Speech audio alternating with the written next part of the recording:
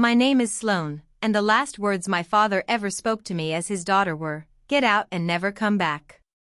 He didn't scream it in a fit of confusion or grief. There was no misunderstanding. He meant it with his whole chest, as if tossing me out would finally restore whatever family image he cared about more than me. I remember standing in the living room with a suitcase not even fully zipped, clothes spilling out like guts on the floor while he pointed at the front door. His face was red, the vein at his temple swollen like it might burst through his skin. My mother stood by the stairs, arms crossed, silent. Always silent. That was her art form, pretending she had nothing to do with the damage. "You're the one bringing shame into this house," he bellowed, spit flying.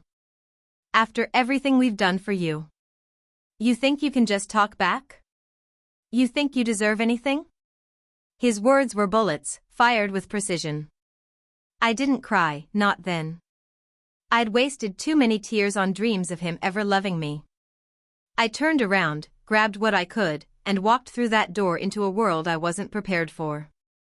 He slammed it behind me so hard the porch light flickered. I stared at the house that raised me. The windows glowed warm like always, mocking me with the comfort I was no longer allowed to have. The air smelled like the pine trees lining the road. The breeze rustled leaves as if whispering warnings. I swallowed the lump in my throat and walked into uncertainty. I slept on a park bench that night. The sky was cruelly clear, stars twinkling like nothing in the universe cared that a girl just lost her family.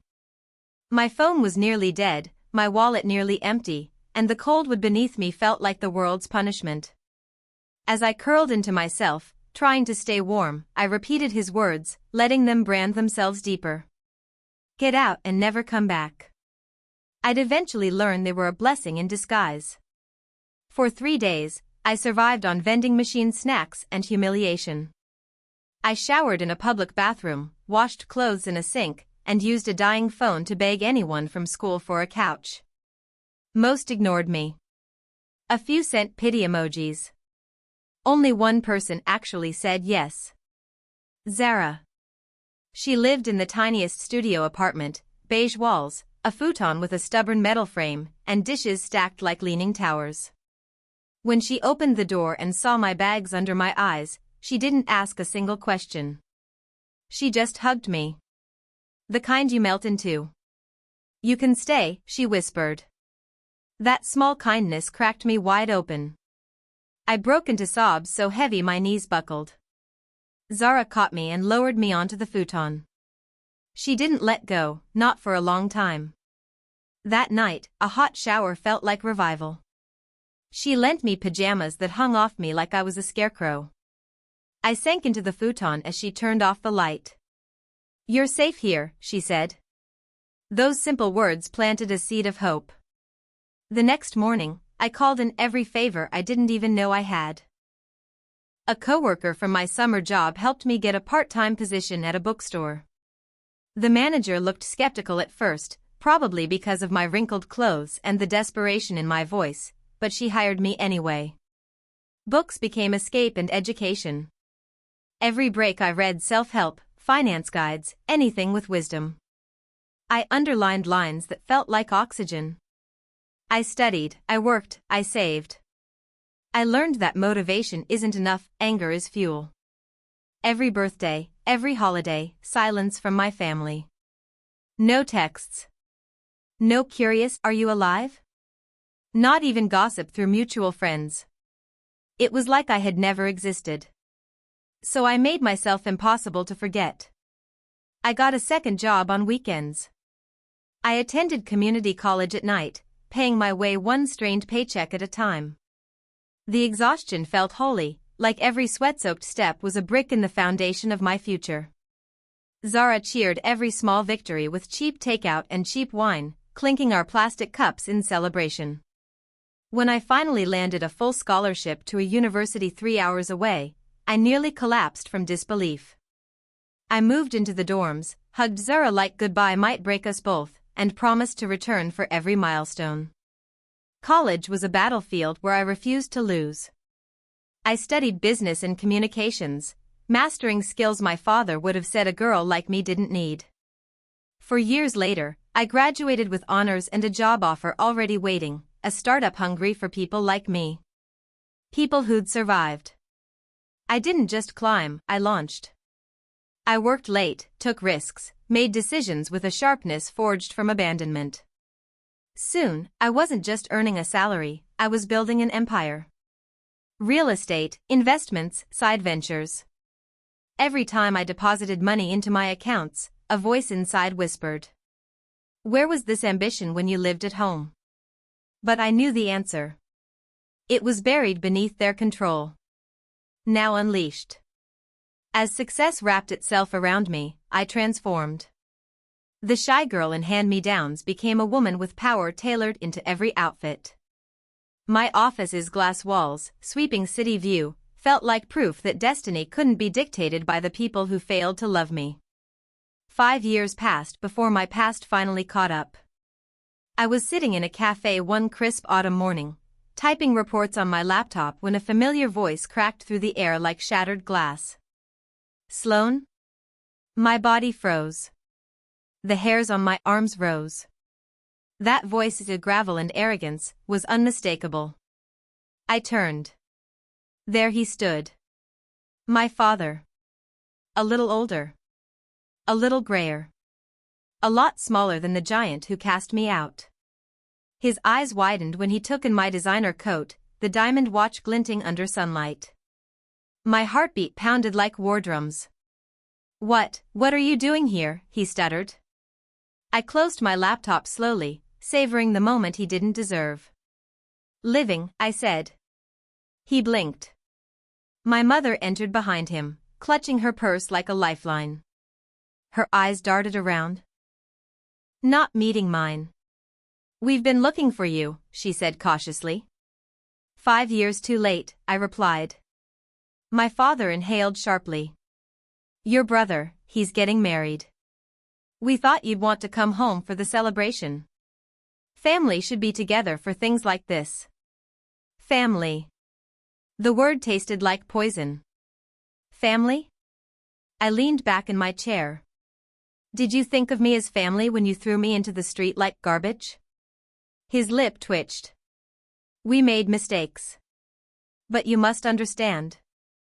"No," I cut him off. "You must understand." He flinched. My mother squeezed his arm like she controlled his strings. "We forgive you," she said. "For everything." I let out a dark laugh. "You forgive me?"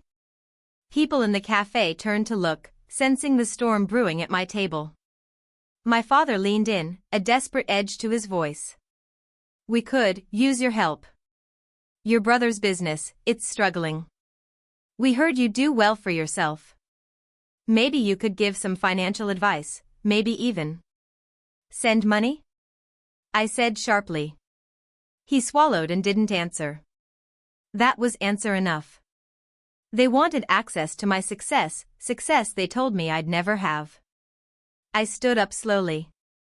My chair scraped against the floor, loud and final. "You want me to go back to the house where my dreams were unwelcome?" I said.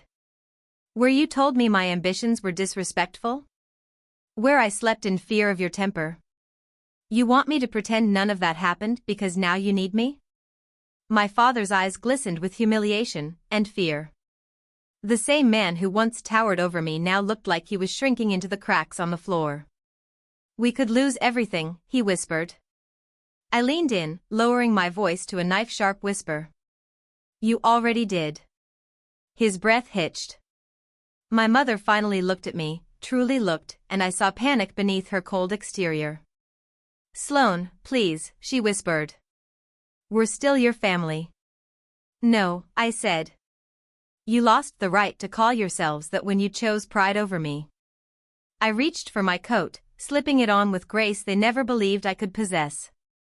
"My success isn't yours to claim," I said. "And my life moved on, without you." My father's voice cracked like a child's. "We need you." I paused. Looked into the eyes of the man who once made me feel powerless. Now he was the powerless one. "That's the difference between us," I whispered. I needed you once. And you left me. I stepped back, letting the final blow land. Now you need me. And I'm already gone.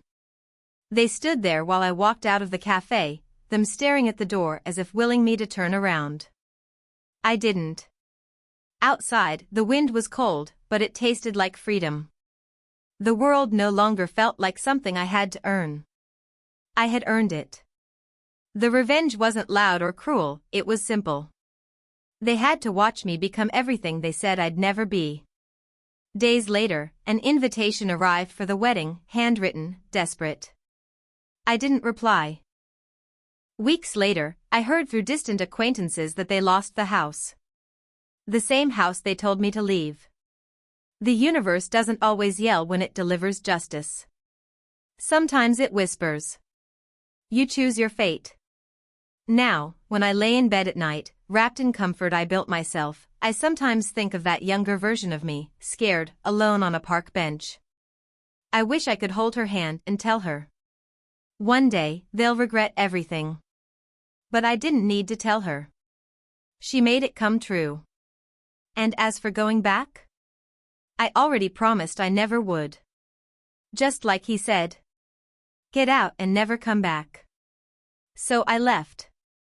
And that's exactly what saved me. Absolutely. Here is a more intense, extended final ending, a true emotional power reversal that closes every door behind them and opens every future path for Sloane. Months passed. Then one morning, as sunshine spilled through my penthouse windows, my concierge called to tell me someone was downstairs asking for me. Two someones. I didn't need names. I took the elevator down, each floor ticking by like a countdown to a showdown I had already won. When the doors slid open, there they were, my father in an ill-fitting jacket, my mother clutching her purse like it was the last thing she owned. They looked so different from the polished pair who once dictated my every breath. Smaller. Faded. Their edges frayed by consequences they once thought only applied to other people. My father stepped forward first, his voice trembling. We lost everything, he said. No excuses. No anger. Just the truth exposed like bone. My mother's eyes shimmered with fear, not dignity. We have nowhere to go. The lobby was silent around us, the world holding its breath. You always wanted me gone, I said quietly. You got your wish. We were wrong, my father croaked, the fight gone from him. We need you. Sloane, please. There it was. The moment I had survived for. He reached for my hand, the same hand he once knocked away. I stepped back. You taught me what family isn't, I said. And because of that, I learned what love is. But not from you.